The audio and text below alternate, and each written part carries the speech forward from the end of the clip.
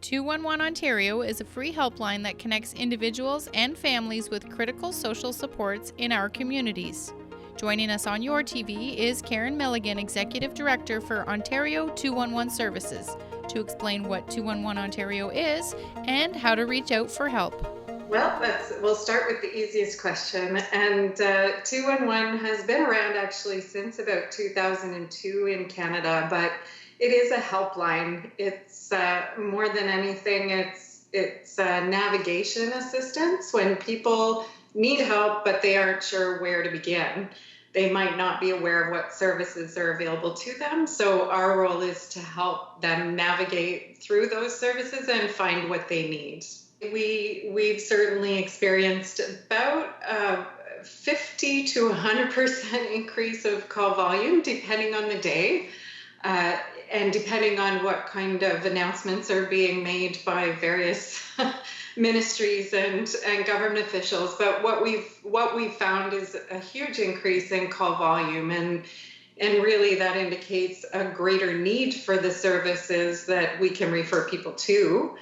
And primarily that's been around food, financial assistance, and things like mental health supports. As we know, it's a very anxious time for a lot of people. So, well, 211 actually connects people to the broadest range of services available, and that really runs the gamut from sort of prenatal services and supports all the way to senior supports and palliative care. It really does take into effect things like daycares that are low cost or certainly subsidized in some way, or it could just be where there are public daycare facilities that are still open. And that's on a day-to-day basis. So over the course of the pandemic, what we've seen is there's been a greater need for things like food programs, Meals on Wheels, visiting nurses and or home care, and certainly things like financial assistance. There's a greater number of people than ever before who might have lost their jobs and have never had to apply for financial assistance of any kind before. So it is pretty daunting. There's a lot of supports available, but wading through all of those and figuring out which one applies is something that we can help people figure out. And we certainly receive a lot of phone calls from people who are looking for healthcare services. So we can absolutely direct people to their local public health unit where the urgent care centers are, even where the new assessment centers are for their community. But at the end of the day, we are not medical professionals. And so, if people are looking for advice on symptoms and that sort of thing, those are properly redirected to telehealth or to the local public health authorities. One of the benefits of 211 is that it is a 24/7 service. So our helpline is answered 24/7, 365 days a year. You can email at gethelp@211ontario.ca, and you can do that any time of day or night.